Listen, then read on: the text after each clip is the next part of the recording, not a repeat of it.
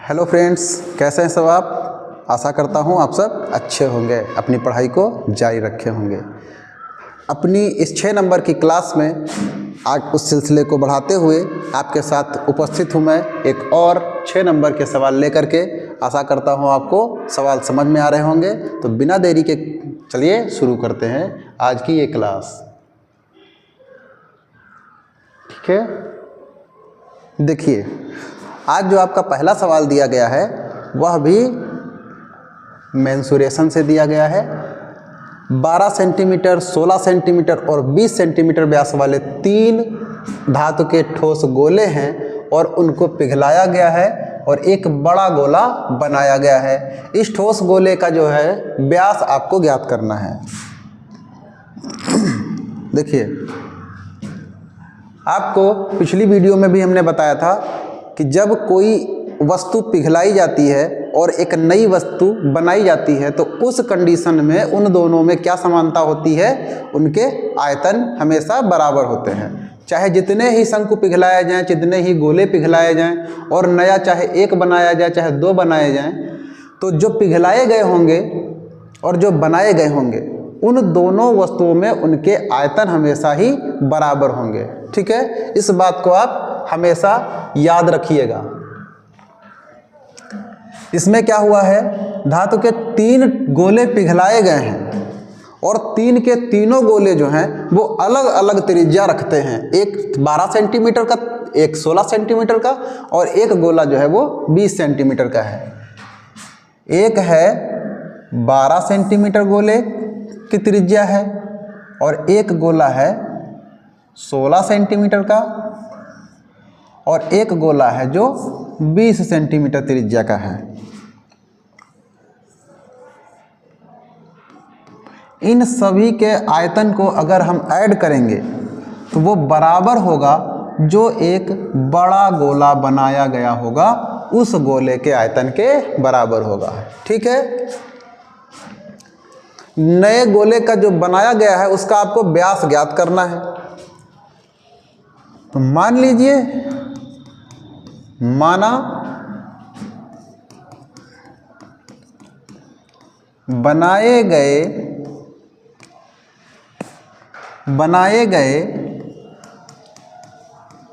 गोले की त्रिज्या, बनाए गए गोले की त्रिज्या कितनी, आप मान लीजिए r।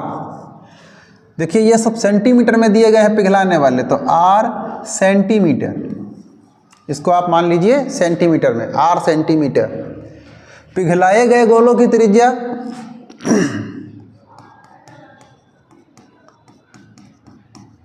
पिघलाए गए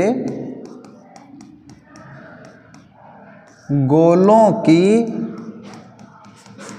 त्रिज्या, इसको आप r1, r2, r3 बराबर 12 सेंटीमीटर, 16 सेंटीमीटर, 20 सेंटीमीटर, ऐसा। ठीक है, अब आपको पता है कि पिघलाए गए गोलों का आयतन जो होगा वो बनाए गए गोलों के, बनाए गए एक ही गोला बनाया गया है तो उस गोले के आयतन के बराबर होगा। तो आपको पता है,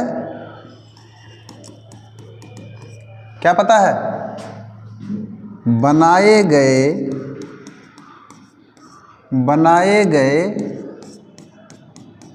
गोले का आयतन, बनाए गए गोले का आयतन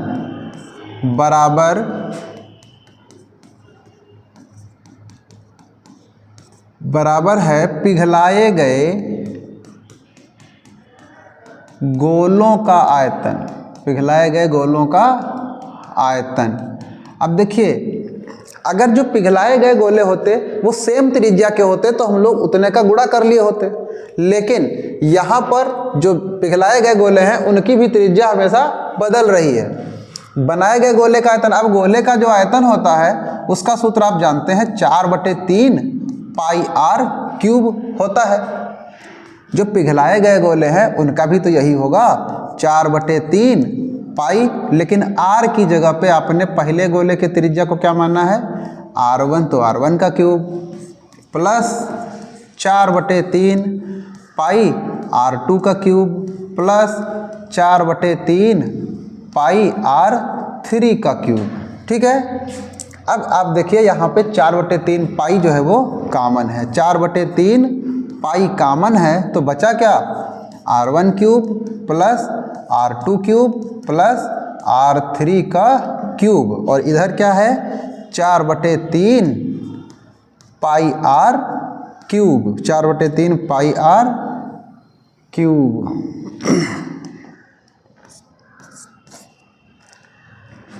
4/3 से 4/3 और पाई से पाई आपका कैंसिल हो गया, इधर बचा क्या, R क्यूब बराबर R1 की वैल्यू कितनी है 12 सेंटीमीटर, तो 12 का क्यूब प्लस 16 का क्यूब प्लस 20 का क्यूब। अब आपको इन नंबर्स के क्यूब करना है, इनका घन करना है, तो 12 12 144,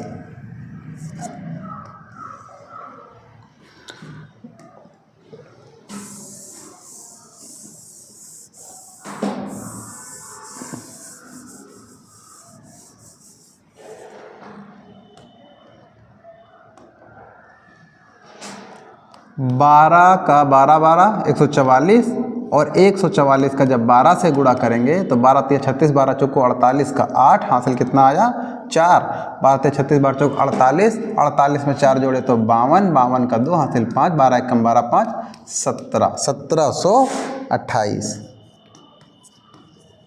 प्लस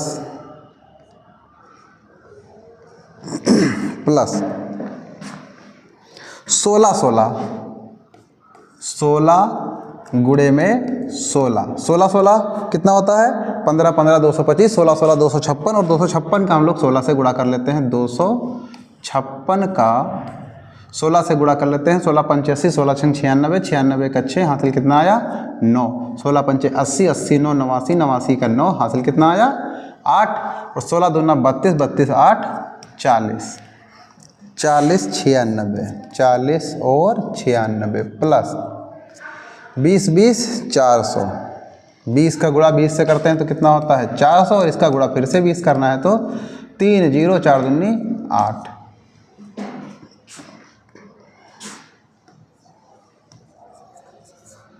ठीक है, इन तीनों को आप ऐड कर लीजिए। देखिए तीसरी पोजीशन पे यहाँ 8 है, यहाँ 6 है, यहाँ 0 है, तो इन्हीं दोनों को जोड़ लीजिए, 8 6 14, 14 का 4, हासिल कितना आया 1, 9 में 2 जोड़े 11, और 1 हासिल वाला 12, 12 का 2, हासिल कितना आया 1, फिर 7 में 0 तो 7, और 1 हासिल का 8, थर्ड पोजीशन पे 0 है तो 8 का 8, चौथी पोजीशन पे 8 है, 4 है 12, 12 और 1 13, 13 824, ये R क्यूब का वैल्यू आप निकाल रहे हैं, 13 824, 13 824 का अब आपको निकालना है घनमूल, क्यों, क्योंकि उधर R क्यूब है, 13 824।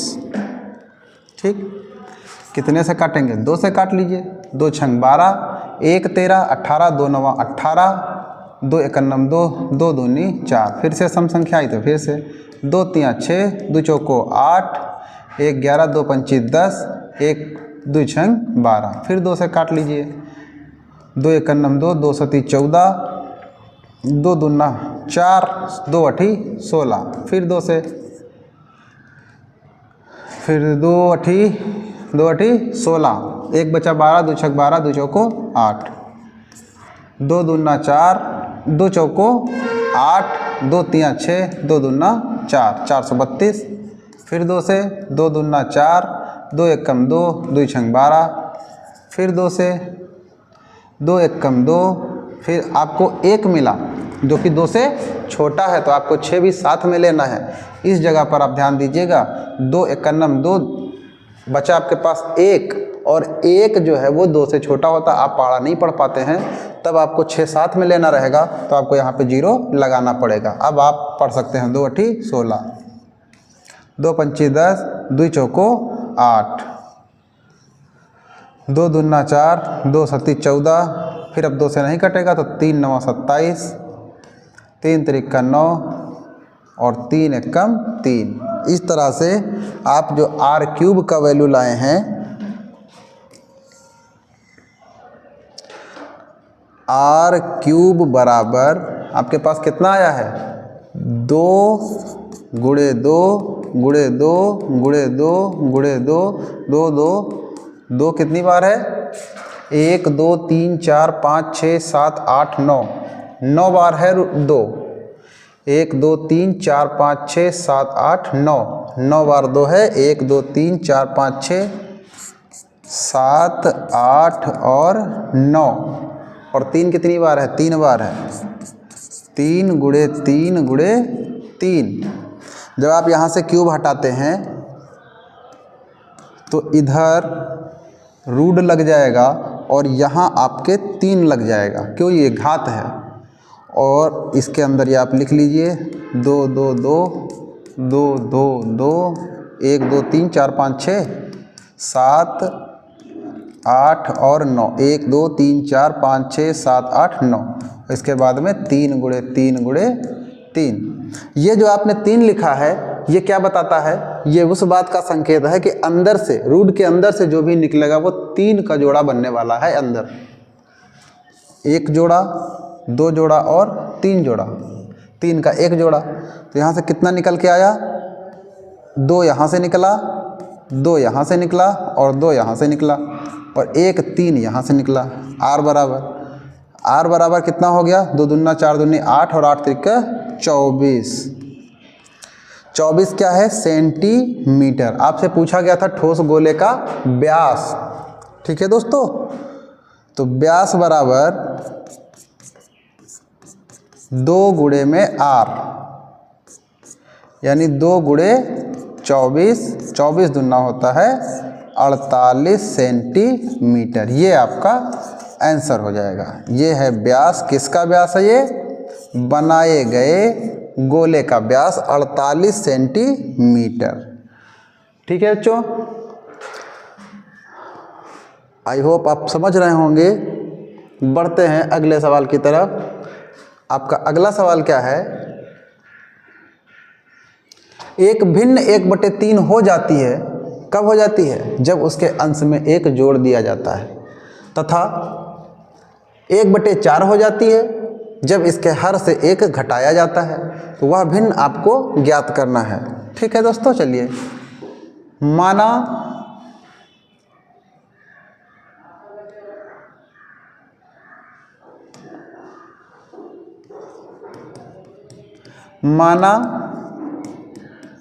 आप चाहे भिन्न सीधे सीधे मान लीजिए या फिर भिन्न का अंश और हर अलग अलग मान सकते हैं। ठीक है, भिन्न तो सीधे सीधे हम भिन्न मान रहे हैं। माना भिन्न बराबर x/y, भिन्न में अंश होता है और हर होता है, तो अंश को हमने x माना और हर को y माना, तो भिन्न हो गई x/y। अब पहली कंडीशन इसने क्या बोला है, प्रश्नानुसार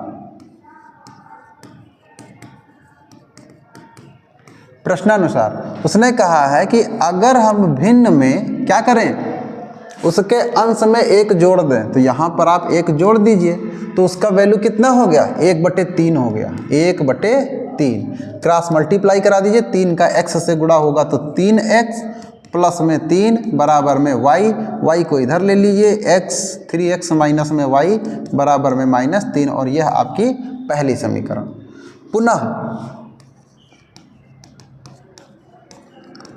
पुनः प्रश्नानुसार। देखिए बेटा, जो ये भिन्न वाले सवाल होते हैं ये बहुत ही इजी होते हैं। आपको क्या करना होता है, एक आप भिन्न मान लेते हैं, अंश और हर x/y, और जो इसने कह रखा है कि ये कर दीजिए वो कर दीजिए, आप वो वैसे आप करते चले जाइए, आपका सवाल बहुत ही सरलता से लगता चला जाएगा।